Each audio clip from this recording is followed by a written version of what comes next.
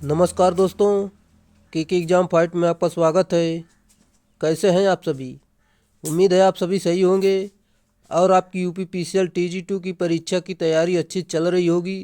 दोस्तों, इस परीक्षा को ध्यान में रखते हुए हमने इलेक्ट्रिशियन थ्योरी से कुछ महत्वपूर्ण प्रश्नों की सीरीज स्टार्ट की है, जो कि ये प्रश्न आपके प्रीवियस ईयर में पूछे गए प्रश्न होंगे। दोस्तों, ये यूपी पीसीएल TG2 के अलावा NPCIL, सेल, DRDO, इसरो आदि एग्ज़ामों के लिए भी महत्वपूर्ण साबित होंगे। ये प्रश्न आपका ITI लेवल का कोई भी एग्ज़ाम हो, इस सीरीज को देखकर उस एग्ज़ाम में चले जाना। दोस्तों, यहाँ से एक भी प्रश्न बाहर जाने वाला नहीं है। चलिए, आपका ज़्यादा टाइम न लेते हुए इन प्रश्नों की शुरुआत करते हैं। उससे पहले आपसे रिक्वेस्ट है, अगर आप चैनल पर नए तो चैनल को सब्सक्राइब कर दीजिए और अपने दोस्तों में शेयर कर दीजिए। अगर वीडियो अच्छा लगे तो वीडियो को लाइक ज़रूर करना। और दोस्तों, मैं आपको ये बताना चाहूँगा कि अगर आप इस सीरीज को फॉलो करते हैं तो शुरुआत से सारे वीडियो ज़रूर देखें, क्योंकि हमने इसमें सभी प्रश्न अलग अलग लिए हैं। कोई ऐसा प्रश्न नहीं है जो कि एक वीडियो से दूसरी वीडियो में रिपीट हुआ हो। और जो छोटे छोटे टॉपिक थे उन्हें हमने ऑलरेडी पहले ही ख़त्म कर दिया है। इसलिए आप पूरी वीडियो ज़रूर देखें, आप पूरा सिलेबस इसमें कवर पाएंगे। चलिए, हम आप का ज़्यादा टाइम न लेते हुए इन प्रश्नों की शुरुआत करते हैं। जैसा कि हमारा प्रश्न आज का दिया गया है, यहाँ पर देख सकते हैं आप, क्लोरीन सिस्टम बाड़ों को निम्नलिखित में से किस संकेत के साथ पोस्ट किया जाएगा? राइट आंसर हो जाएगा इसका ऑप्शन नंबर डी, जैसा कि प्रवेश को प्रतिबंधित करने और स्वास्थ्य खतरे की चेतावनी देने और आग और विस्फोट के खतरे को चेतावनी देने के लिए। ये इसका सही उत्तर है। जैसा कि दोस्तों, हम इसके अलावा अदर सिंबल के बारे में देख लेते हैं। जैसे कि चेतावनी संकेत त्रिभुजाकार होते हैं तथा इनकी पृष्ठभूमि जो है पीली होती है और काले रंग की आकृति द्वारा प्रदर्शित किया जाता है इन्हें। जैसे विभिन्न प्रकार के चेतावनी संकेत आप देख सकते हैं। जैसा कि दोस्तों, आप देख सकते हैं fire ring risk of fire, आग के बारे में देख सकते हैं, शॉक के बारे में देख सकते हैं बिजली के खतरे के बारे में और रेजर बीम के बारे में देख सकते हैं। पूरी जानकारी यहाँ से आप देख सकते हैं। बाकी हम अगले प्रश्न पर चलते हैं, आप इसे देख सकते हैं। चलिए, अगला प्रश्न आपका दिया गया है, हथौड़ा मूलतः एक डैश डैश प्रवर्धक है। सही उत्तर दोस्तों ऑप्शन नंबर डी, जो कि बल इसका राइट आंसर है। हथौड़े का प्रयोग जो है, हम हथौड़े का कार्य जो है दीवार के कील ठोकने, छेनी की सहायता से दीवार या लकड़ी आदि में छिद्र करने के लिए बल लगाता है। ये इसका काम लेते हैं। अगला प्रश्न, एक डैश डैश छेनी में एक तिरछी धार होती है और इसका उपयोग कठोर हो चुके मसाले यानी मोटार को साफ करने के लिए किया जाता है। सही उत्तर ऑप्शन नंबर डी, जो कि जॉइंट यानी संयुक्त इसका राइट आंसर है। और इसकी जो लंबाई होती है 18 सेंटीमीटर तक होती है। अगला प्रश्न आपका दिया गया है, AWG संख्या चालक के आकार को दर्शाती है। इस संख्या के संबंध में इनमें से कौन सा सही है? सही उत्तर दोस्तों इसका सही उत्तर हो जाएगा ऑप्शन नंबर सी, जितनी छोटी संख्या उतना बड़ा व्यास होगा। ये इसका सही उत्तर है। जैसा कि दोस्तों, हम AWG के बारे में देखते हैं, अमेरिकन वायर गेज होता है, चालक के आकार को दर्शाती है। इस संख्या के संबंध में संख्या जितनी छोटी होगी वायर का व्यास उतना ही बड़ा होगा। अर्थात दोस्तों, वायर मोटा होगा, जैसे कि 40 AWG और 20 AWG में 20 AWG का व्यास ज़्यादा होगा। चलिए, अगला प्रश्न आपका दिया गया है, एक नियॉन परिपथ टेस्टर सामान्यतः डैश डैश टेस्ट के लिए प्रयोग होता है। सही उत्तर ऑप्शन नंबर बी, कला, ये यानी फेज, ये इसका सही उत्तर है। जैसा कि यह फेज की निरंतरता यानी कंटिन्यूटी को मापता है। इसमें 8 सेंटीमीटर लंबा ब्लेड होता है। इसका प्रयोग 500 वोल्ट तक किया जाता है। अगला प्रश्न आपका दिया गया है, एक बैटरी 20 ओम के प्रतिरोध से जुड़ी हुई है। यदि 0.75 एम्पियर की धारा उत्पन्न की जानी हो तो बैटरी का विद्युत वाहक बल यानी EMF कितना उत्पन्न होगा? जैसा कि दोस्तों सारा मान दिया गया है, चलिए हम आपको बता देते हैं इस व्याख्या के माध्यम से। जैसे कि R का मान दिया गया, E का मान निकालना है हमें, I का मान दिया गया है। यहाँ पर देख सकते हैं फार्मूला होता है E बराबर IR। इस फार्मूले पर मान रखेंगे तो आपका जो उत्तर निकल कर आ जाएगा 15 वोल्ट, जो कि आपका ऑप्शन नंबर डी सही उत्तर होगा। उम्मीद है दोस्तों आपको समझ में आ रहा होगा। अगर वीडियो समझ में आ रहा है तो वीडियो को लाइक ज़रूर करें और अपने दोस्तों में शेयर ज़रूर करें। जैसा कि कांच में प्रतिरोध का डैश डैश तापमान गुणांक होता है। सही उत्तर ऑप्शन नंबर सी, जो कि ऋणात्मक होता है। ये इसका राइट आंसर है। जैसा कि इसमें हम देखते हैं कांच एक विद्युत रोधी पदार्थ है और सभी विद्युत रोधी पदार्थ का तापमान गुणांक जो है निगेटिव होता है, अर्थात इनका ताप बढ़ाने पर प्रतिरोध बढ़ता है, जबकि चालक एवं मिश्र धातुओं का प्रतिरोध ताप गुणांक धनात्मक होता है।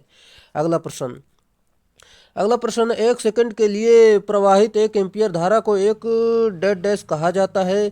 सही उत्तर ऑप्शन नंबर बी कूलाम्ब कहा जाता है, ये इसका सही उत्तर है। जैसा कि दोस्तों हम अगले प्रश्न पर चलते हैं। जैसा कि यहाँ पर इसका फार्मूला भी आप जान सकते हैं, Q बराबर IT होता है। अगला प्रश्न आपका दिया गया है, ओम के नियम के अनुसार परिपथ धारा डेड डैश के व्युत्क्रमानुपाती होता है। सही उत्तर ऑप्शन नंबर बी प्रतिरोध इसका सही उत्तर है। दोस्तों इसका चिन्ह हम पहले से इसलिए लगा लेते हैं ताकि आपको PDF मिले तो वहाँ पर इसका चिन्ह लगा हुआ मिले, ये इसलिए हम लगा लेते हैं ताकि आपको एग्ज़ाम के टाइम पर फास्ट रिवीजन करने में काफ़ी मदद मिले। अगला प्रश्न, अब्रक स्टेबस और फाइबर ग्लास वर्ग डेड डैश प्रकार के विसंवाहक पदार्थ के उदाहरण है। सही उत्तर दोस्तों ऑप्शन नंबर डी जो कि बी इसका राइट आंसर है।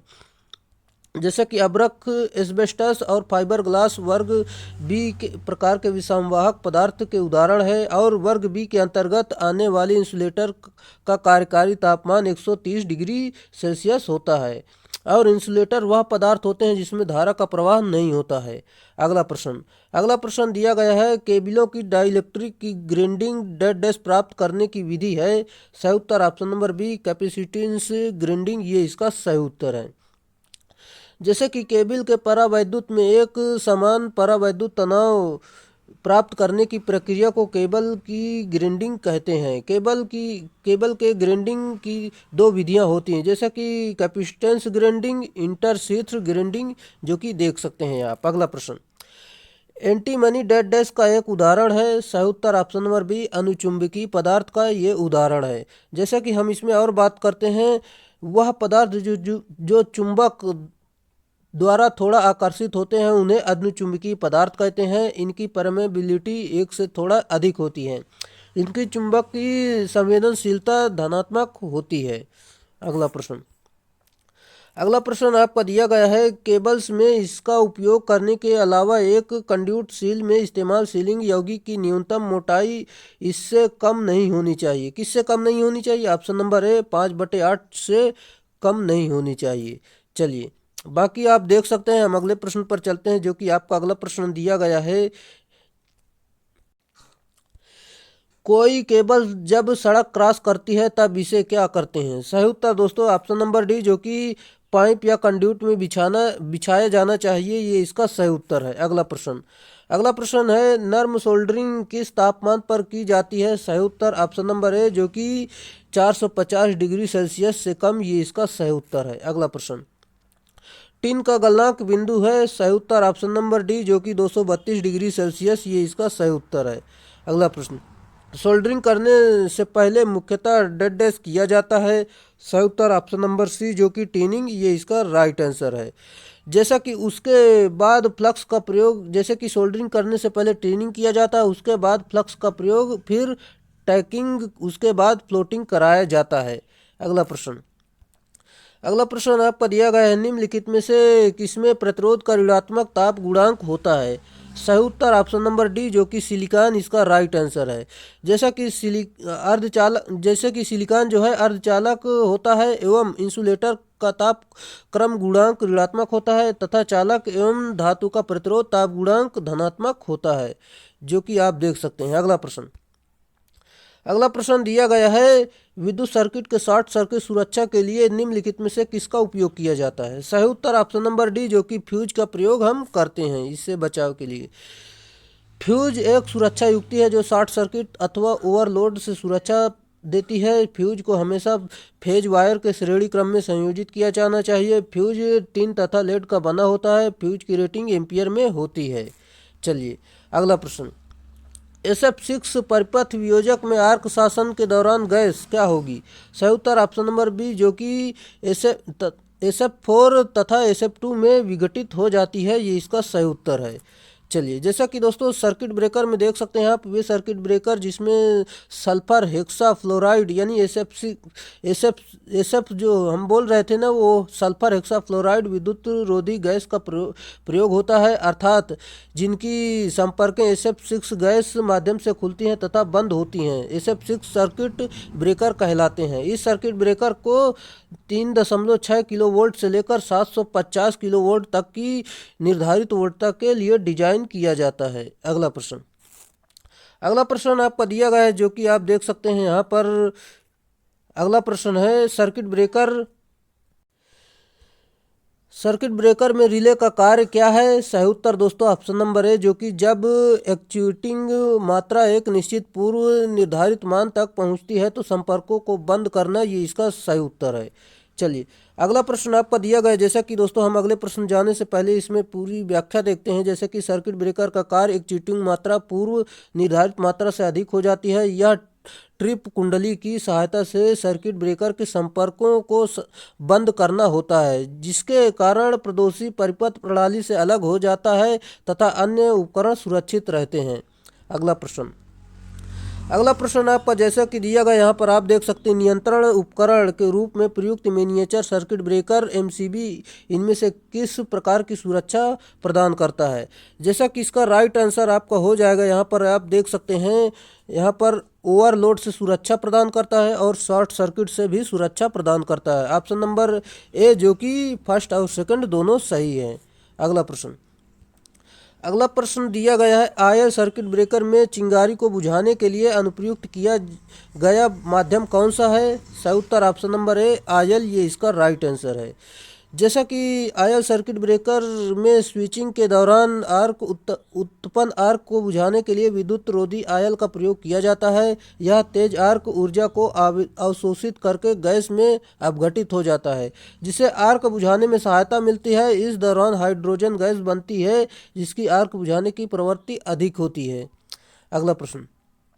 अगला प्रश्न दिया गया है आपका, जैसा कि निम्नलिखित में से किस प्राथमिक सेल की उपयोग अवधि सर्वाधिक होती है? सही उत्तर option number A, lithium cell, इसकी अवधि अधिक होती है। जैसा कि लिथियम सेल की निर्धारित वोल्टता लगभग 2.95 वोल्ट होती है। अगला प्रश्न, जब किसी चालक विलयन में विद्युत धारा प्रवाहित होती है तो विलयन के रंग में परिवर्तन होता है, यह क्या दर्शाता है? सही उत्तर दोस्तों ऑप्शन नंबर बी, धारा का रासायनिक प्रभाव, ये इसका राइट आंसर है। अगला प्रश्न, लेड एसिड सेल की वाट घंटा दक्षता डेड डैश और डेड डैश के बीच परिवर्तनीय होती है। सही उत्तर ऑप्शन नंबर बी, 70% से लेकर 80%, ये इसका सही उत्तर है। जैसा कि लेड एसिड बैटरी के एम्पियर घंटा दक्षता जो होती है 90 से 95% तक होती है। इस एम्पियर घंटा दक्षता देख सकते हैं आप, इसका फार्मूला होता है एम्पियर घंटा विसर्जन अपान एम्पियर घंटा आवेशन गुणे में 100, जो कि ये इसका फार्मूला है। और वाट दक्षता के बारे में आप देख सकते हैं। हम अगले प्रश्न पर चलते हैं।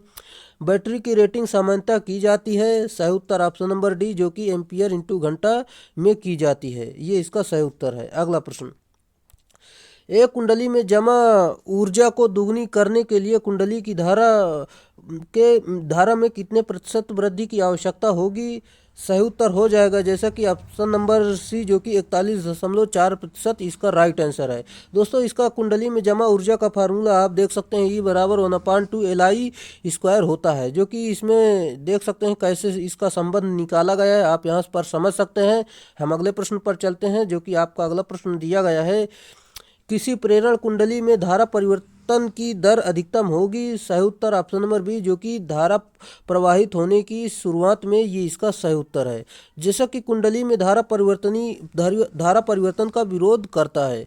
अगला प्रश्न, चुंबकीय क्षेत्र रेखाएं कहाँ से उन्मुख होती हैं? सही उत्तर ऑप्शन नंबर ए, जो कि उत्तर से दक्षिण, ये इसका सही उत्तर है। चलिए अगले प्रश्न पर चलते हैं। अगला प्रश्न आपका दिया गया है, यदि AC विभव का औसत मान 28√2 अपान पाई है तो इसका वर्ग माध्य मूल मान क्या होगा? दोस्तों इसे आप हल करेंगे, जैसा कि दोस्तों हम आपको बता देते हैं, यहाँ पर इसका मान पूरा दिया गया है और यहाँ पर फार्मूला होता है जो कि देख सकते हैं। यहाँ पर फार्मूले पर रखने के बाद फिर यहाँ पर फार्मूला VRMS बराबर VM/√2 होता है। यहाँ पर पूरा मान रखेंगे तो जो आप हल करेंगे तो आपको जो उत्तर निकल कर आ जाएगा ऑप्शन नंबर बी 14 वोल्ट, ये इसका सही उत्तर निकल कर आ जाएगा। चलिए, उम्मीद है दोस्तों आपको समझ में आया होगा। अगर समझ में नहीं आया है तो वीडियो को रोक कर जरूर देखें।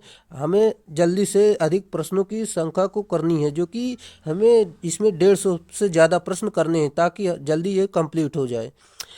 यदि AC की एक चक्र प्रत्येक मिलीसेकंड में घटित होती है तो इसकी बारंबारता होगी। सही उत्तर दोस्तों ऑप्शन नंबर डी, जो कि 1000 हर्ट्ज इसका राइट आंसर है। फार्मूला देख सकते हैं, आवृत्ति बराबर आप सभी लोगों को पता होगा 1/T होता है, जो कि यहाँ पर देख सकते हैं। यहाँ पर पूरा मान रखेंगे, इसे ऊपर ले जाएंगे तो हल करेंगे तो आपका उत्तर 1000 हर्ट्ज आ जाएगा। अगला प्रश्न दोस्तों, इस क्लास में अगर आप आया करें तो कॉपी और पेन लेकर जरूर आया करें। जो सवाल आया करें वीडियो को रोक कर वहीं पर आप इसे हल किया करें ताकि आपको एग्ज़ाम में का सवाल करने में काफ़ी मदद मिले। चलिए, जैसा कि निम्नलिखित में से किस बल्ब का प्रतिरोध सबसे कम होगा। सही उत्तर दोस्तों ऑप्शन नंबर डी, जैसा कि 115 वोल्ट और 100 वाट, ये इसका राइट आंसर। जैसा कि यहाँ पर पूरा मान दिया गया, जैसा कि V बराबर दिया गया, P बराबर, यहाँ पर R बराबर हमें निकालना है। जैसे कि R बराबर फार्मूला होता है V²/P। V का मान रखेंगे, इसका स्क्वायर करेंगे, अपन 60 से भाग दे देंगे तो इसका देख सकते हैं आप 806.67 आ गया, जो कि देख सकते हैं। फिर दोस्तों P बराबर इतना है, फिर P बराबर फिर बी दोस्तों इसका जो ऑप्शन पूरा दिया गया यहाँ पर ऑप्शन नंबर डी आपका सटीक से आंसर आ रहा है, जो कि ऑप्शन नंबर डी, इसका पूरा मान रखेंगे तो जो कि आपका आ जाएगा। चलिए अगले प्रश्न पर चलते हैं। जैसा कि आपका अगला प्रश्न दिया गया है, यहाँ पर देख सकते हैं, धारिता की इकाई है। सही उत्तर ऑप्शन नंबर डी, जो कि इनमें से कोई नहीं है। वोल्ट वोल्टेज की होती है, एम्पियर धारा की होती है, रेजिस्टेंस की ओम होती है। चलिए अगला प्रश्न जैसा कि दिया गया है, कंडेंसर 280 वोल्ट और 50 हर्ट्ज और 4.4 एम्पियर धारा लेता है तो कंडेंसर का मान होगा। राइट आंसर दोस्तों ऑप्शन नंबर सी, जैसा कि इसमें पूरा मान दिया गया। यहाँ पर आप देख सकते हैं V बराबर 280 दिया गया, I बराबर 4.4 एम्पियर और F बराबर 50 हर्ट्ज। फार्मूला होता है एक, पहले हमें XC निकालना है, फिर दोस्तों XC बराबर 1/2 पाई FC होता है। यहाँ पर इसका मान रखेंगे, जो कि आपका यहाँ पर उत्तर निकल कर आ जाएगा 50 माइक्रोफैरड, राइट आंसर हो जाएगा। चलिए ऑप्शन नंबर सी इसका राइट आंसर है। दोस्तों उम्मीद है आपको समझ में आया होगा। चलिए हम अगले प्रश्न पर चलते हैं, जो कि आपका अगला प्रश्न दिया गया है, हेनरी निम्नलिखित में से किसकी इकाई है। सही उत्तर ऑप्शन नंबर ए, जो कि प्रेरकत्व, ये इसका सही उत्तर है। चलिए अगला प्रश्न, 500 वाट के 2 लैंप समांतर में लगाए गए हैं, इसकी कुल वाटेज निम्नलिखित के बराबर होगी। सही उत्तर दोस्तों ऑप्शन नंबर ए 1000 वाट इसका सही उत्तर है। जैसा कि दोस्तों यहाँ पर देख सकते हैं, पावर सदैव एडिटिव नेचर का होता है, जो कि चाहे बल्ब श्रेणी क्रम में हो या समांतर क्रम में, इसका मान लो पावर जो है जुड़ता है, जो कि आप देख सकते हैं। इसे 500 जोड़ लेंगे तो आपका 1000 वाट हो जाएगा। अगला प्रश्न, किसी प्रत्यावर्ती धारा परिपथ का आर जो है यानी प्रतिरोध जो है 40 ओम और एक्सएल 90 ओम और एक्सी जो है 60 ओम है। यदि यह सभी श्रेणी में हो तो तब प्रतिबाधा क्या होगी। सिंपल सा फार्मूला होता, पूरा मान यहाँ पर देख सकते हैं, पूरा मान दिया गया। ये फार्मूला Z बराबर रूट में R² प्लस कोष्टक में एक्सएल माइनस एक्सी का होल स्क्वायर, यहाँ पर पूरा मान रख देंगे और हल कर लेंगे तो आपका जो उत्तर निकल कर आ जाएगा 50 ओम सही उत्तर होगा। चलिए अगला प्रश्न आपका दिया गया, यहाँ पर देख सकते हैं, निम्नलिखित में से कौन इंगित नहीं करेगा कि परिपथ वायरिंग निरंतर है या नहीं।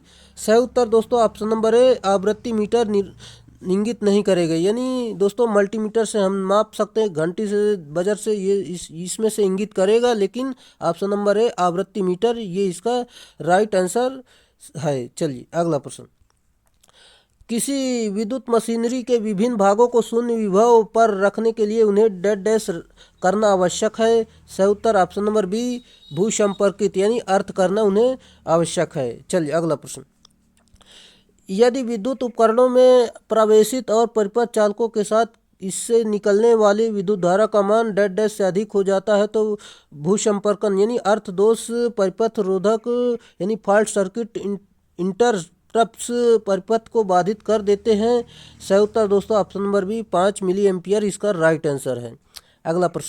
अगला प्रश्न आपका दिया गया है, इंडियन इलेक्ट्रिसिटी नियम 1956 के अनुसार प्रत्येक विद्युतमय चालक और भूसंपर्कन यानी अर्थ के बीच 1 मिनट की अवधि के लिए लगाए गए 500 वोल्ट के वोल्टेज पर मध्यम और निम्न वोल्टेज वाले इंस्टॉलेशनों का विद्युत रोधन प्रतिरोध कम से कम डेड डैश होगा। सही उत्तर दोस्तों यहाँ पर ऑप्शन नंबर सी 1 मेगा ओम ये इसका राइट आंसर होगा। चलिए अगला प्रश्न आपका जो कि डायोड से है, इनमें से किसमें जेनर डायोड का एक उपयोग किया जाता है। सही उत्तर दोस्तों ऑप्शन नंबर डी जो कि वोल्टेज रेगुलेटर में इसका प्रयोग किया जाता है। और जेनर डायोड एक उच्च डोपिंग वाला सिलिकॉन अर्धचालक डायोड है जो विशेष रूप से रिवर्स ब्रेकडाउन क्षेत्र में प्रचलित करने हेतु बनाया जाता है। इसका उपयोग वोल्टेज रेगुलेटर के रूप में किसी इलेक्ट्रॉनिक परिपथ के पूर्व निर्धारित मान की वोल्टेज प्रदान करने के लिए किया जाता है। चलिए जैसा कि इसका सिंबल भी आप जान सकते हैं जो कि सिंबल दिया गया है। अगला प्रश्न आपका दिया गया यहाँ पर आप देख सकते हैं जो कि ऊर्जा बैंड के आधार पर सेमीकंडक्टर्स में लगभग एक डेड डैश बैलेंस बैंड और लगभग डेड डैश कंडक्शन बैंड और डेड डैश निषिद्ध ऊर्जा अंतर है। सही उत्तर दोस्तों ऑप्शन नंबर ए पूर्ण, खाली और संकीर्ण ये इसका राइट आंसर है। चलिए हम आपको बता देते हैं जैसा कि दोस्तों ऊर्जा बैंड के आधार पर सेमीकंडक्टर में एक पूर्ण संयोजी बैंड और एक खाली चालन बैंड और एक संकीर्ण ऊर्जा बैंड होता है जो कि आप जान सकते हैं। अगला प्रश्न, 10 वोल्ट का अग्रविभव एक सिलिकॉन डायोड के साथ जोड़ा गया है तथा 1 किलो ओम का प्रतिरोध डायोड के साथ श्रृंखला में यानी सीरीज में जोड़ा गया है तो डायोड की प्रवाहित धारा डेड डैश होगी। राइट आंसर जैसा कि दोस्तों हम यहाँ पर देख सकते हैं इसका पूरा मान दिया गया है। सिलिकॉन के लिए विभव पात दिया गया, जर्मेनियम के लिए यहाँ पर केवीएल का नियम लगा देंगे। जैसा कि दोस्तों इसका जो उत्तर निकल कर आ जाएगा I बराबर 9.3 मिली एम्पियर इसका राइट आंसर हो जाएगा। ऑप्शन नंबर बी सही उत्तर होगा। चलिए दोस्तों इसे अपने कॉपी में ज़रूर लगाएं ताकि आपके ये एग्ज़ाम में आने की इसकी पूरी संभावना है और आप यहाँ कर लेंगे तो वहाँ पर आप आसानी से कर लेंगे। चलिए वोल्टता नियंत्रक के लिए उपयुक्त युक्ति है। सही उत्तर ऑप्शन नंबर बी जो कि जेनर डायोड ये इसका राइट आंसर है। जैसा कि यहाँ पर आप देख सकते हैं वोल्टेज रेगुलेटर का वह परिपथ होता है जिसकी आउटपुट वोल्टेज का मान इनपुट या लोड धारा में परिवर्तन होने पर भी नियत रहता है। जैसा कि जेनर डायोड द्वारा लोड को नियत वोल्टेज प्राप्त होता है। अगला प्रश्न आपका दिया गया है, निम्नलिखित में से कौन एक धारा नियंत्रक उपकरण है। सही उत्तर ऑप्शन नंबर ए बीजेटी इसका राइट आंसर है। जैसा कि हम बीजेटी के बारे में जान लेते हैं, बीजेटी बाइपोलर जंक्शन ट्रांजिस्टर वे ट्रांजिस्टर होते हैं जिसमें विद्युत धारा का चालन दोनों प्रकार के आवेश वाहकों यानी अल्पसंख्यक व बहुसंख्यक द्वारा होता है। यह एक धारा नियंत्रित उपकरण है। अगला प्रश्न जानने से पहले एफईटी के बारे में जान लेते हैं जो कि एफईटी फील्ड इफेक्ट ट्रांजिस्टर होता है। जिसमें विद्युत धारा का चालन अल्पसंख्यक यानी माइनॉरिटी अथवा बहुसंख्यक केवल एक प्रकार के आवेश वाहकों द्वारा होता है, इसलिए इसे यूनिपोलर ट्रांजिस्टर कहते हैं। एफईटी वोल्टेज नियंत्रक युक्ति है। आईजीबीटी के बारे में आप खुद से जान सकते हैं जो कि दिया गया है। हम अगले प्रश्न पर चलते हैं जो कि ट्रांजिस्टर डेड डैश में एम्पलीफायर के रूप में कार्य करता है। सही उत्तर ऑप्शन नंबर बी जो कि सक्रिय एक्टिव क्षेत्र के रूप में ये कार्य करता है। जैसा कि दोस्तों एमीटर, कलेक्टर जंक्शन, प्रचालन मोड, उपयोग ये पूरे मान यहाँ पर दिए गए हैं। यहाँ पर आप देख सकते हैं फॉरवर्ड बायस में क्या होता है, यहाँ पर कलेक्टर जंक्शन में, रिवर्स बायस में, ये पूरी जानकारी आप देख सकते हैं। हम अगले प्रश्न पर चलते हैं। आपका अगला प्रश्न दिया गया है यहाँ पर, निम्नलिखित में से कौन एक युग्मित एम्पलीफायर से संबंधित है। सही उत्तर ऑप्शन नंबर बी जो कि प्रत्यक्ष युग्मित एम्पलीफायर ये इसका सही उत्तर है। जैसा कि एम्पलीफायर युग्मन निम्नलिखित प्रकार के होते हैं जैसे कि युग्मन एम्पलीफायर, ट्रांसफार्मर युग्मन और प्रत्यक्ष युग्मन, ये जो कि देख सकते हैं आप। इनका जो उपयोग है इनपुट सिग्नल को एम्पलीफाई करने के लिए किया जाता है। अगला प्रश्न, क्लास सी एम्पलीफायर की कार्य क्षमता निम्न में से कितनी है? सही उत्तर ऑप्शन नंबर बी 70% से लेकर 75%, ये इसका सही उत्तर है। जैसा कि दोस्तों हम देख सकते हैं क्लास ए के बारे में 25%, क्लास बी के कार्य क्षमता जो है 78.5%, क्लास सी में 87.5% तक होती है। सबसे अधिक कार्य क्षमता क्लास सी एम्पलीफायर की होती है, इसलिए इसके विकल्प के अनुसार 70 से 75% सामान्यतः सही माना गया है। यहाँ पर ऑप्शन नंबर जो कि बी माना है क्लास सी का, जबकि दोस्तों क्लास सी का 87.5% होता है। अगला प्रश्न, किस प्रकार के शक्ति एम्पलीफायर में इनपुट सिग्नल के पूरे चक्र के लिए आउटपुट धारा प्रवाहित होती है? सही उत्तर ऑप्शन नंबर ए श्रेणी ए, ये इसका सही उत्तर है। जैसा कि हम इसमें देखते हैं इस एम्पलीफायर की फिडेलिटी सर्वोत्तम, डिस्टॉर्शन न्यूनतम तथा आउटपुट पावर कम होती है। इसकी दक्षता जो है 20 से 30% तक होती है, जो कि यहाँ पर आप देख सकते हैं। इसका डायग्राम भी दिया गया है, यहाँ पर आप समझ सकते हैं। अगला प्रश्न, निम्नलिखित में से कौन सबसे अधिक तीव्र स्विचिंग डिवाइस है? सही उत्तर ऑप्शन नंबर सी जो कि मॉसफेट, ये इसका राइट आंसर है।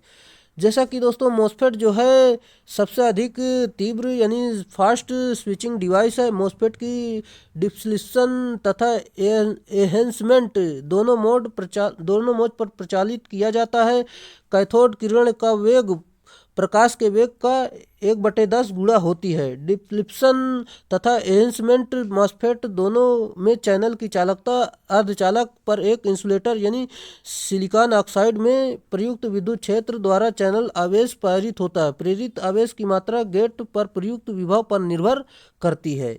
अगला प्रश्न आपका दिया गया है, जो कि आप देख सकते हैं यहाँ पर, ऑनलाइन यूपीएस सिस्टम के संदर्भ में कौन सा कथन सही है? सही उत्तर ऑप्शन नंबर ए जो कि सामान्य आपूर्ति की स्थिति में भी कार्य करना, ये इसका सही उत्तर है।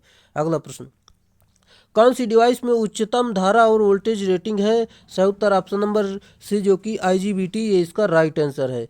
आईजीबीटी यानी दोस्तों इंसुलेटेड गेट बाइपोलर ट्रांजिस्टर होता है। इसमें डिवाइस में उच्चतम धारा तथा वोल्टेज रेटिंग होती है। आईजीबीटी में 3 टर्मिनल कॉमन एमीटर तथा होते हैं। जब जी एमीटर वोल्टेज को अप्लाइड करता है तब धारा कलेक्टर से एमीटर में बहने लगती, मतलब धारा बहने लगती, तब पीटी लेयर एडिशनल कार्य करती है, जैसा कि देख सकते हैं आप। अगला प्रश्न, एक पावर मॉसफेट के 3 टर्मिनल क्या होते हैं? सही उत्तर दोस्तों ऑप्शन नंबर ए जो कि ड्रेन, सोर्स और गेट, इसका राइट आंसर है। अगला प्रश्न आपका दिया गया है, बूलियन बीजगणित में y बराबर a प्लस बी का मतलब होता है? सही उत्तर ऑप्शन नंबर बी y बराबर a तथा b के योग के है, जो कि दिया गया है। यहाँ पर a तथा b योग बराबर है, यह आर गेट का बूलियन व्यंजक होता है, जो कि a प्लस बी जो है आर गेट में होता है। a इंटू बी होता तो वो एंड गेट का होता है। चलिए अगला प्रश्न, बूलियन बीज गणित y बराबर ए बी का मतलब होता है? सही उत्तर जो कि हमने आपको अभी बता दिया, ऑप्शन नंबर ए जो कि y बराबर ए तथा बी गुणनफल के देख सकते हैं आप, यहाँ पर एंड गेट जो कि ये होता है। अगला प्रश्न आपका दिया गया, यहाँ पर आप देख सकते हैं, जो कि दी गई सत्यता सारणी आपको बताना है कि किसकी सत्यता सारणी है। दी गई सत्यता सारणी में जैसे कि ए और बी इनपुट देंगे तो आउटपुट में 1 प्राप्त होगा। ये दोस्तों नैंड गेट में होता है, जो कि आप जान सकते हैं। इसका सिंबल भी आप जान लीजिए, ये सिंबल भी आपको एग्जाम में पूछा जाता है। अगला प्रश्न आपका दिया गया है यहाँ पर, जो कि दिए गए चित्र किस तार्किक द्वार की सत्यता सारणी पर आधारित है? जैसा कि दोस्तों हम इसमें देखते हैं, इनपुट में 0 0 देंगे तो आउटपुट में 0 प्राप्त होगा, इनपुट में 0 1 देंगे तो आउटपुट में 0 प्राप्त होगा। यहाँ पर जान सकते हैं ये जो है एंड गेट में होता है। ये ऑप्शन नंबर सी इसका सही उत्तर हो जाएगा। अगला प्रश्न आपका दिया गया है, किसी भी 500 वोल्ट अधिष्ठापना पर इंसुलेटर प्रतिरोध निम्नलिखित से कम नहीं होना चाहिए? सही उत्तर option number A 50 mega ohm से कम नहीं होना चाहिए। अगला प्रश्न दिया गया है, जैसा कि दोस्तों यहाँ पर उनके एमसीबी का मिलान करना है। जैसा कि दोस्तों यहाँ पर पूरा मान दिया गया है, इसमें आपको सूची 1 से सूची 2 से मिलाना है। चलिए हम बात करते हैं, जैसा कि यहाँ पर हम हिंदी में देख लेते हैं। जैसा कि लाइटिंग परिपथ जो है, यहाँ पर देख सकते हैं आप, ये लाइटिंग परिपथ सीरीज का हरा नाब होता है। और हम जानते हैं जैसे कि मोटर परिपथ होता है वो जी सीरीज का नीला नाब होता है। ऑसिलेटर जो होता है, यहाँ पर जान सकते हैं ऑप्शन नंबर, इसमें 2 से मिलाएंगे, लाल नाब वाली होती है डीसी परिपथ, ये काली नाब वाली होती है। ऑप्शन नंबर बी इसका सही उत्तर हो जाएगा। चलिए हम एक बार बता देते हैं। जैसे कि लाइटिंग परिपथ एल सीरीज का हरा नाब वाला एमसीबी होता है और मोटर परिपथ जी सीरीज का नीला नाब वाली एमसीबी होती है। ऑसिलेटर लाल नाब वाली एमसीबी होती है, जबकि डीसी परिपथ काली नाब वाली एमसीबी होती है। अगला प्रश्न आपका दिया गया है, विद्युत वायरिंग में अधिनियम का पालन किया जाना चाहिए। सही उत्तर ऑप्शन नंबर सी, जैसे कि इंडियन इलेक्ट्रिसिटी विद्युत नियम के 1956 के अनुसार, ये इसका सही उत्तर है। अगला प्रश्न, पीवीसी का तात्पर्य है। सही उत्तर आप सभी को पता होगा, पॉलीविनाइल क्लोराइड होता है, इसका राइट आंसर है। अगला प्रश्न जान सकते हैं आप यहाँ पर, जैसा कि दिष्ट धारा यानी डीसी जनरेटर में आर्मेचर प्रतिक्रिया डैश डैश द्वारा निर्मित होती है। सही उत्तर ऑप्शन नंबर सी, जो कि आर्मेचर की धारा, ये इसका सही उत्तर है। जैसा कि आर्मेचर प्रतिक्रिया के 2 घटक होते हैं, जैसे कि क्रॉस मैग्नेटाइजिंग और डीमैग्नेटाइजिंग। इसका फार्मूला भी जान सकते हैं, इसका भी आप जान सकते हैं। अगला प्रश्न, एक दिष्ट धारा यानी डीसी मशीन में ब्रश पर स्प्लिगन यानी पल्सेटिंग का सबसे संभावित कारण क्या है। सही उत्तर ऑप्शन नंबर बी, जो कि आर्मेचर में खुली कुंडली, इंटरपोल यानी अंतराध्रुव इंटरपोल और गलत ब्रश स्प्रिंग दाब, ये इसका सही उत्तर है। चलिए, जैसा कि डीसी मशीन में ब्रश प्रायः कार्बन के बनाए जाते हैं, जिससे कि स्पार्किंग कम होती है, और डीसी मशीन में ब्रशों को कम्यूटेटर पर लगाया जाता है। अगला प्रश्न, दिष्ट धारा जनरेटर में दिक् परिवर्तन प्रक्रिया में मुख्य रूप से क्या होता है। सही उत्तर ऑप्शन नंबर सी, जो कि चुंबकीय उदासीन अक्ष एमएनए को पार करने पर आर्मेचर कुंडली में धारा का व्युत्क्रमित होना, ये इसका सही उत्तर है। चलिए, जैसा कि हम इसमें देखते हैं, धारा का प्लस आईसी से लेकर माइनस आईसी होने में जो समय लगता है उसे कम्यूटेशन पीरियड कहते हैं। चलिए, अगला प्रश्न आपका दिया गया है, डैश डैश यांत्रिक हानि में शामिल है। सही उत्तर ऑप्शन नंबर ए, जो कि ब्रश पर घर्षण नुकसान, ये इसका सही उत्तर है। जैसा कि दोस्तों इसमें डीसी मशीनों में निम्न हानियाँ होती है, जैसे कि लौह हानि, ताम्र हानि, यांत्रिक हानि, जो कि होती हैं। यांत्रिक हानियाँ लौह हानियाँ तथा स्ट्रे चुंबकीय क्षेत्र में होने वाली हानियों का योग होता है। अगला प्रश्न, जैसा कि एक सरल और आम विधि जो आर्मेचर वाइंडिंग शॉर्ट और ओपन कॉइल की जांच करने के लिए उपयोग किया जाता है, वह किस के सहारे किया जाता है। सही उत्तर ऑप्शन नंबर ए, ग्राउलर, ये इसका सही उत्तर है। जैसा कि ओम मीटर प्रतिरोध मापने के लिए प्रयोग किया जाता है, मल्टीमीटर प्रतिरोध धारा तथा वोल्टता मापने के लिए किया जाता है, एमीटर धारा मापने के लिए इसका प्रयोग करते हैं हम। अगला प्रश्न, 128 स्लॉट वाले 8 पोल आर्मेचर वाइंडिंग के लिए 15 दांतों तक फैले हुए कॉइल को क्या कहा जाता है।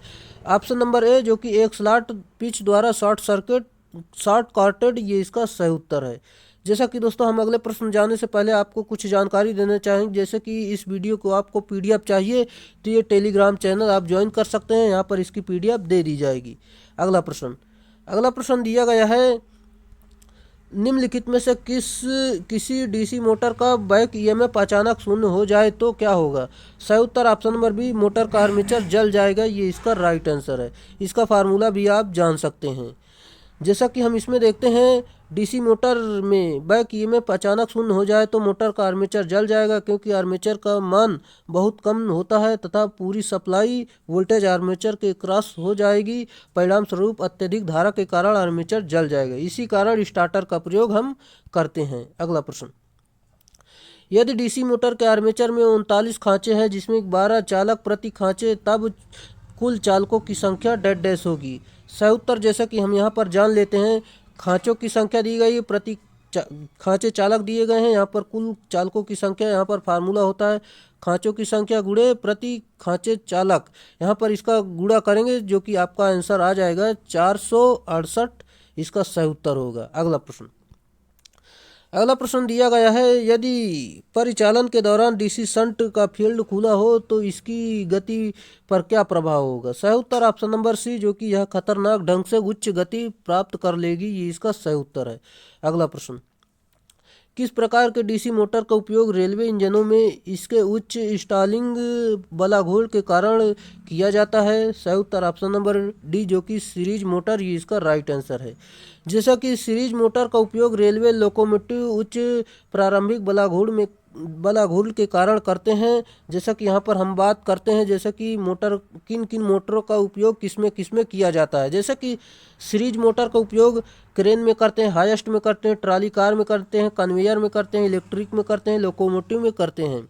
अब बात करते हैं शंट मोटर। लेथ मशीन में, सेंट्रीफ्यूगल पंप में, ब्लोअर, प्रिंटिंग प्रेस, स्पिनिंग एवं वेविंग में करते हैं। और हम बात करते हैं कंपाउंड में शेयर, पंच, एलिवेटर, कन्वेयर, रोलिंग मिल आदि में करते हैं। यूनिवर्सल मोटर जैसे कि दोस्तों घरेलू उपकरणों में मिक्सर, जूसर आदि में किया जाता है। चलिए अगला प्रश्न दिया गया आपका, डीसी शंट मोटर की उच्च गति सुरक्षा निम्नलिखित में से किसके द्वारा प्रदान नहीं की जाती? सही उत्तर ऑप्शन नंबर डी, जो कि 4 पॉइंट स्टार्टर यानी 4 बिंदु स्टार्टर, ये इसका सही उत्तर है, जो कि दोस्तों इसका उपयोग नहीं किया जाता है। जैसा कि दोस्तों हम इसमें जान लेते हैं, डीसी शंट मोटर में थ्री पॉइंट स्टार्टर और 4 पॉइंट स्टार्टर का प्रयोग किया जाता है। और 3 पॉइंट स्टार्टर उच्च गति से सुरक्षा देता है, जबकि 4 पॉइंट स्टार्टर 4 बिंदु वाले स्टार्टर उच्च गति से सुरक्षा नहीं देता है। अगला प्रश्न, 3 बिंदु स्टार्टर में तुलना में 4 बिंदु स्टार्टर में मूल अंतर क्या है? सही उत्तर ऑप्शन नंबर ए, जो कि होल्डिंग कुंडली को शंट क्षेत्र में परिपथ से हटा दिया जाता है, ये इसका सही उत्तर है।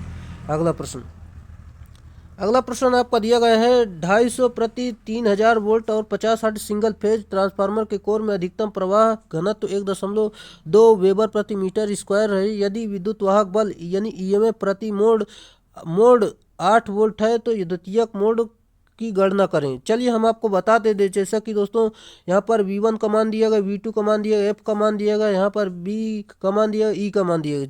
इसमें इस फार्मूले पर इसका मान रख देंगे। जैसे कि दोस्तों इस फार्मूले पर मान रखेंगे तो आपका जो उत्तर निकल कर आ जाएगा 375 सही उत्तर होगा, ऑप्शन नंबर सी, जो कि राइट आंसर है। अगला प्रश्न आपका दिया गया है, ग्लास के साथ सिलिका जेल फिट किया जाता है ताकि क्रिस्टल का रंग दिखाई देता रहे। क्रिस्टल जब नमी अवशोषित कर लेता है तब उसका रंग नीले से बदलकर निम्नलिखित हो जाता है।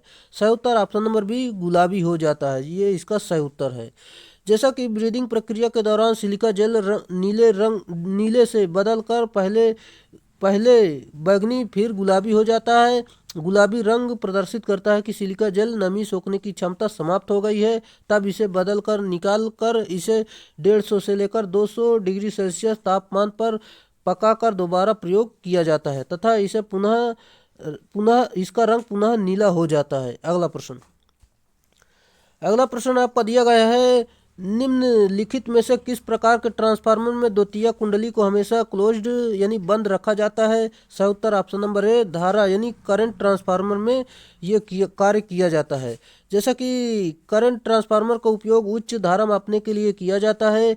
धारा ट्रांसफार्मर को उस लाइन के श्रेणी में जोड़ा जाता है जिस लाइन की धारा ज्ञात करनी हो। यह एक स्टेप अप ट्रांसफार्मर होता है जिसकी प्राथमिक कुंडली में बहुत कम फेरे तथा द्वितीयक कुंडली में बहुत अधिक फेरे होते हैं। अगला प्रश्न दिया गया, बैटरी संतुलन परिपथ यानी battery balancing circuit dead dash में वृद्धि करता है। सही उत्तर ऑप्शन नंबर बी, जो कि बैटरी के जीवन काल, ये इसका राइट आंसर है। ट्रांसफार्मर के ब्रीदर में प्रयुक्त जेल है। सही उत्तर ऑप्शन नंबर डी, जो कि सिलिका जेल होती है। ब्रीदर के द्वारा शुष्क वायु ट्रांसफार्मर में पहुंचती है। शुद्ध सिलिका जेल का रंग नीला तथा आर्द्रता शोषित खराब यानी जेल का रंग गुलाबी होता है। अगला प्रश्न, ट्रांसफार्मर आयल की परावैद्युत सामर्थ्य डेड डैश प्रति mm होने की अपेक्षा की जाती है। सही उत्तर ऑप्शन नंबर बी, जो कि 30 किलोवोल्ट, ये इसका सही उत्तर है। अगला प्रश्न, एक स्वपरिणामित यानी ऑटो ट्रांसफार्मर की एक डेड डैश होती है। सही उत्तर ऑप्शन नंबर डी, जो कि परिवर्तनीय आउटपुट वोल्टेज ट्रांसफार्मर, ये इसका राइट आंसर है। अगला प्रश्न, अगला प्रश्न दिया गया है, शक्ति गुणक मापी में होते हैं। सही उत्तर ऑप्शन नंबर डी, जो कि कोई भी नियंत्रक स्प्रिंग नहीं होती है। चलिए, जैसा कि हम इसमें देख लेते हैं और जानकारी, जैसा कि किसी उपकरण में पॉइंटर को विश्राम अवस्था में लाने के लिए डिफ्लेक्शन टॉर्क के विपरीत दिशा में जो टॉर्क लगता है उसे कंट्रोलिंग टॉर्क कहते हैं। ये दो प्रकार से उत्पन्न किए जाते हैं, जैसे कि स्प्रिंग कंट्रोल और gravity control. Power factor metre शक्ति गुणांक यानी कास फाई मापता है, यानी शक्ति गुणक मापता है। इसमें कंट्रोलिंग टॉर्क नहीं उपलब्ध कराया जाता है, इसमें डैम्पिंग एयर फ्रिक्शन द्वारा प्रदान की जाती है। अगला प्रश्न, बहुमापी में शुष्क सेल का प्रयोग सिर्फ डेड डैश के मापन हेतु किया जाता है। सही उत्तर ऑप्शन नंबर ए, प्रतिरोध इसका राइट आंसर है। करंट धारा का जो एम्पियर होता है, वोल्टता का वोल्टेज होता है, आवृत्ति हर्ट्ज जो कि होता है। अगला प्रश्न, क्रिम्पिंग का उपयोग निम्न कार्य के लिए होता है। सही उत्तर ऑप्शन नंबर बी, जो कि मोबिल के साथ लग में जोड़ने के लिए इसका राइट आंसर है। अगला प्रश्न, निम्न में से कौन सा कथन असत्य है। सही उत्तर ऑप्शन नंबर ए, आमीटर को समांतर में जोड़ा जाता है, ये असत्य है। चलिए अगला प्रश्न, जो कि दोस्तों अमीटर को जो श्रेणी क्रम में लगाया जाता है, वोल्ट मीटर को समांतर में लगाया जाता है। अगला प्रश्न दिया गया है, निम्न में से क्या किसी यंत्र की गति को गुण है। सही उत्तर ऑप्शन नंबर डी, जो कि तापरूपता, ये इसका राइट आंसर है। जैसे कि फिडिलिटी सही उत्तर है ऑप्शन नंबर डी। अगला प्रश्न, पोटेंशियोमीटर का नियोजन निर्भर करता है। सही उत्तर ऑप्शन नंबर बी, जो कि इसके तार की लंबाई पर निर्भर करता है। यह एक एसी व डीसी दोनों राशि पर कार्य करने वाला एसी पोर्ट तथा डीसी पोर्ट से प्रसिद्ध है। यह किसी सेल के विद्युत वाहक बल को ज्ञात करता है। यह दो बिंदु के बीच विभवांतर को ज्ञात करता है। अगला प्रश्न, सम टू ओम मीटर में अधिकतम विक्षेपण व्यक्त करता है। सही उत्तर ऑप्शन नंबर सी, जो कि अधिकतम धारा, ये इसका राइट आंसर है। अगला प्रश्न आपका दिया गया, जैसा कि आप देख सकते हैं, एक आमीटर का परास बढ़ाने के लिए जोड़ते हैं। सही उत्तर ऑप्शन नंबर सी, जो कि एक निम्न प्रतिरोध को आमीटर कुंडली के साथ समांतर में जोड़ते हैं। जैसा कि आमीटर का परास बढ़ाने के लिए निम्न परास का प्रतिरोध आमीटर कुंडली के साथ समांतर में लगाते हैं। शंट का प्रतिरोध मैग्नीन का बना होता है। मैग्नीन का प्रतिरोध ताप गुणांक 0 होता है। अगला प्रश्न आपका दिया गया है, जैसा कि यहाँ पर जान सकते हैं आप, किसी एक वर्कशॉप में 5 HP और 415 वोल्ट 3 फेज मोटर लगाया जाना है। इस मोटर के लिए निम्नलिखित किस डिस्कनेक्टिंग स्विच का चयन किया जाना चाहिए। मान लें कि दक्षता 85% है और पावर फैक्टर 0.8 है, तो इसका जो राइट आंसर हो जाएगा, जैसा कि ऑप्शन नंबर बी, जो कि ICTP 415 वोल्ट और 32 एम्पियर की होती है। चलिए, जैसा कि यहाँ पर देख सकते हैं, इसका फार्मूला द्वारा इसे निकाला गया। यहाँ पर देख सकते हैं इसका फार्मूला दिया गया, यहाँ पर पूरा मान दिया गया। इस फार्मूले पर आपको मान रखना है, जो कि इसका मान रखकर कैलकुलेशन कर लेंगे तो आपका जो उत्तर निकल कर आ जाएगा, जो कि ICTP 415 वोल्ट और 32 एम्पियर की होनी चाहिए। कार्यशाला में 5 HP मोटर के लिए प्रयुक्त स्विचिंग की रेटिंग होती है ये। अगला प्रश्न, यदि 3 फेज प्रेरण मोटरिंग मोड में संचालित किया जाता है तो टॉर्क क्या होगा। सही उत्तर ऑप्शन नंबर ए, स्लिप के सीधे समानुपाती होता है, ये इसका सही उत्तर है, जैसा कि यहाँ पर आप जान सकते हैं। अगला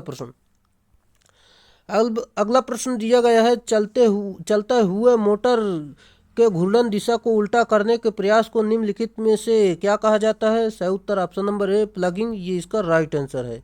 जैसा कि वैद्युत मोटर ब्रेकिंग की मुख्य 3 विधि हैं, जैसा कि plugging, rheostat braking, regenerative braking. सभी विधियों में सबसे अधिक ब्रेकिंग टॉर्क प्लगिंग से प्राप्त होता है। अगला प्रश्न दिया गया है, एक विद्युत चुम्बकीय रिले के 3 संपर्कों के नाम से CNC NO इस नामकरण का अर्थ है। सही उत्तर ऑप्शन नंबर सी, नॉर्मल यानी common, normally closed, normally open, ये इसका सही उत्तर है। चलिए, जैसा कि C कॉमन होता है, NC नॉर्मली क्लोज और NO नॉर्मली ओपन, जो कि देख सकते हैं आप। अगला प्रश्न, प्रेरण मोटर में प्रतिशत अंतर यानी स्लिप की सीमा में पाया जाता है। सही उत्तर ऑप्शन नंबर डी, 1 से 5%, ये इसका सही उत्तर है, जैसा कि इसका फार्मूला भी आप जान सकते हैं। अगला प्रश्न दिया गया है, हेयर ड्रायर, वैक्यूम क्लीनर और घरेलू खाद्य में निम्नलिखित में से कौन सा मोटर प्रयुक्त किया जाता है? सही उत्तर option number B, universal motor का प्रयोग हम करते हैं, जो कि आपको हमने अभी पहले बताया है। यह एक श्रेणी मोटर होती है। इसकी स्टार्टिंग टार्क अधिक तथा रनिंग गति भी अधिक होती है। इसका स्टार्टिंग टार्क तथा गति क्रमशः टी बराबर 3T यानी 3000 आरपीएम से लेकर 15,000 आरपीएम तक होता है। इसको एसी तथा डीसी दोनों सप्लाई पर चलाया जाता है। अगला प्रश्न दिया गया है, टाइमिंग और कंट्रोल प्रोसेस के लिए प्रयुक्त मोटर का प्रकार कौन सा है? सही उत्तर option number C, reluctance motor, ये इसका सही उत्तर है। चलिए अगले प्रश्न पर चलते हैं, जो कि आपका अगला प्रश्न दिया गया है, एक नो लोड स्थिति में एक अल्टरनेटर द्वारा उत्पन्न ईएमएफ उसके डेड डैश के बराबर होता है। सही उत्तर ऑप्शन नंबर डी, जो कि टर्मिनल वोल्टेज के बराबर होता है, ये इसका सही उत्तर है। जैसा कि इसमें देख लेते हैं हम, नो लोड की स्थिति में एक अल्टरनेटर द्वारा उत्पन्न विद्युत वाहक बल उसके टर्मिनल वोल्टेज के बराबर होता है और इस स्थिति में परिपथ में कोई धारा प्रवाहित नहीं होगी, जिसके कारण होने वाले वोल्टापात का मान शून्य होता है, जैसा कि इस फार्मूले से आप जान सकते हैं। अगला प्रश्न दिया गया है, यदि अल्टरनेटर यंत्र एक उच्च घूर्णन वाला आर्मेचर और 3 फेज स्टार आपूर्ति से जुड़ा है तो उसमें कितने स्लिप रिंग होंगे? सही उत्तर दोस्तों option number C, 4 slip ring होते हैं। जैसा कि हम इसमें जानते हैं, जब अल्टरनेटर यंत्र एक उच्च घूर्णन वाला क्षेत्र कुंडलन और 3 फेज स्टार से आपूर्ति से जुड़ा है तो उसमें 2 स्लिप रिंग होते हैं। चलिए अगला प्रश्न, घूर्णन की एक निश्चित गति पर एक अल्टरनेटर यंत्र द्वारा ईएमएफ की आवृत्ति डेड डैश की संख्या पर निर्भर करती है। सही उत्तर दोस्तों ऑप्शन नंबर ए, पोल्स, ये इसका राइट आंसर है। जैसा कि यहाँ पर आप जान सकते हैं, एक अल्टरनेटर यंत्र द्वारा ईएमएफ की आवृत्ति पोल्स की संख्या पर निर्भर करती है, जो कि आप इस फार्मूले से निकाल सकते हैं। अगला प्रश्न दिया गया है, बड़े मोटर जनरेटर सेट में एसी मोटर आमतौर पर होता है। सही उत्तर ऑप्शन नंबर सी, तुल्यकालिक मोटर होता है, ये इसका राइट आंसर है। जैसा कि सिंक्रोनस मोटर का उपयोग आमतौर पर उन स्थानों पर किया जाता है जहां पर गति चलने पर उपकरण तथा सेंट्रीफ्यूगल पंप, पंखे, ब्लोअर्स, अमोनिया और air compressor motor generator set में किया जाता है। अगला प्रश्न दिया गया है, निम्न में से कौन तुल्यकालिक मोटर का लाभ है? सही उत्तर ऑप्शन नंबर डी, जो कि निम्न गति में उच्च दक्षता, ये इसका राइट आंसर है।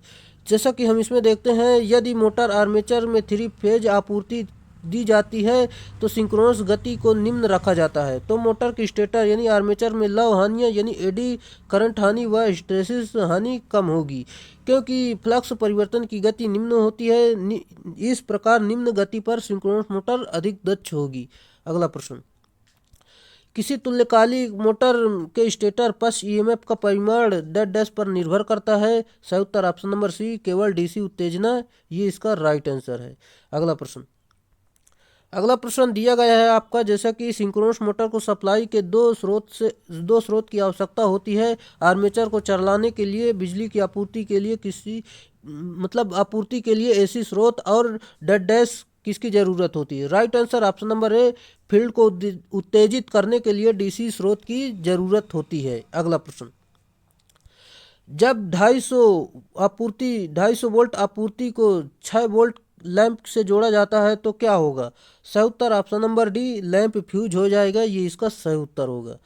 जैसा कि यहाँ पर आप जान सकते हैं, आपूर्ति वोल्टेज लैंप के रेटिंग वोल्टेज से बहुत अधिक है। अगला प्रश्न, किसी ऑपरेटिंग फ्लोरोसेंट लैंप की चौक को कॉइल को शॉर्ट सर्किट किया जाता है, इसका दुष्परिणाम होता है। सही उत्तर option number B, fluorescent lamp तत्काल बुझ जाता है, ये इसका सही उत्तर है। चलिए, जैसा कि फ्लोरोसेंट ट्यूब में प्रयुक्त चौक का कार्य धारा सीमित करना होता है। चौक में एलसी प्रकार की कुंडली में कुंडलियां रहती हैं जो परिपथ में धारा के मान को सीमित करती हैं। अगला प्रश्न, किसी वाहन की प्रकाशीय प्रणाली में किस बल्ब में 2 तार होते हैं? सही उत्तर ऑप्शन नंबर सी, हेडलाइट, ये इसका सही उत्तर है। अगला प्रश्न, इंडिकेटर लैंप के पास डेड डैश होंगे। सही उत्तर ऑप्शन नंबर ए, फेज और न्यूट्रल कनेक्शन होंगे, ये इसका सही उत्तर है। अगला प्रश्न, 1000 वाट हीटर 200 वोल्ट विद्युत सप्लाई से जुड़ा है। यदि एक महीने में 30 घंटे तक जुड़ा रहता है। यदि विद्युत के दाम 4 प्रति इकाई हो तो महीने का बिल बिजली का बिल कितना होगा। सिंपल सा फार्मूला होता है जो कि हम यहाँ पर पूरा मान दिए गए हैं। यहाँ पर फार्मूले पर मान रखते हैं, जैसे कि फार्मूला होता है वाट, घंटा और दिनों की संख्या। यहाँ पर फार्मूले पर मान रखेंगे, फिर 1000 से भाग दे देंगे और फिर इसमें 4 से गुणा कर देंगे। आपका 120 रुपया सही उत्तर हो जाएगा। Option number D right answer है।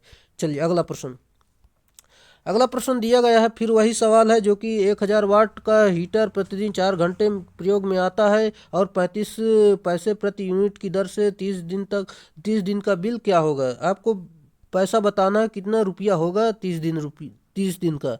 जैसा कि फार्मूला जानते हुए होंगे आप, जैसा कि वाट इंटू घंटा इंटू दिन होता है, अपान 4 से भाग दे देंगे। फिर दोस्तों इसका जो पैसा है उससे रुपए में कन्वर्ट करके फिर इसे गुणा कर देंगे। आपका जो उत्तर निकल कर आ जाएगा 42 रुपया सही उत्तर हो जाएगा, जो कि इसमें दिया नहीं गया। ऑप्शन नंबर डी इसमें से कोई नहीं होगा। चलिए अगला प्रश्न। हीटर निम्नलिखित पर कार्य करता है। सही उत्तर ऑप्शन नंबर सी प्रतिरोध भार पर यह कार्य करता है। जैसा कि हम अगले प्रश्न पर चलते हैं, जो कि आपका अगला प्रश्न दिया गया है। यहाँ पर जान सकते हैं किसी पावर प्लांट के लिए लोड फैक्टर को किसके अनुपात के रूप में परिभाषित किया जाना है। सही उत्तर ऑप्शन नंबर है औसत लोड और अधिकतम मांग का अनुपात, ये इसका राइट आंसर है। जैसा कि यहाँ पर देख सकते हैं लोड फैक्टर बराबर औसत लोड अपान अधिकतम मान होता है। लोड फैक्टर का मान 1 से कम होता है, जो कि जान सकते हैं आप। अगला प्रश्न।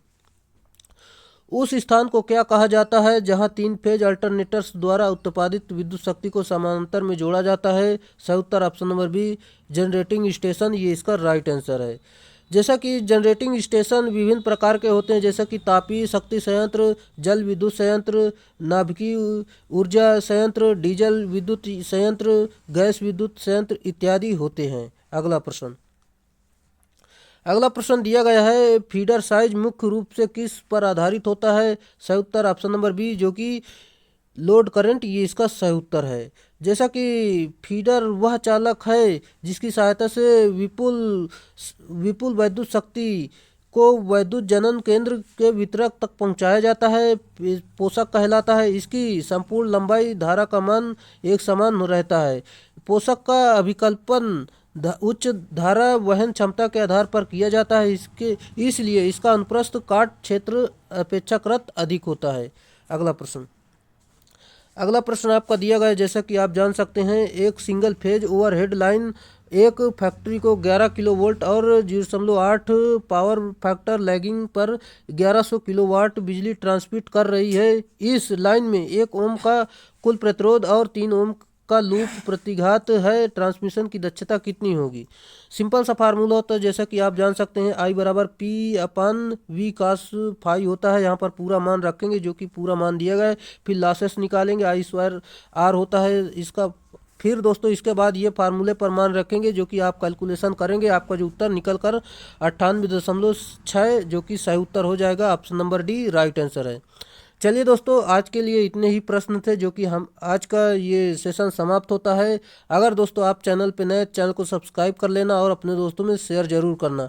अगर वीडियो अच्छी लगी हो तो वीडियो को लाइक ज़रूर करना। चलिए आज के लिए इतना ही, फिर मिलेंगे नेक्स्ट वीडियो में, तब तक के लिए बाय।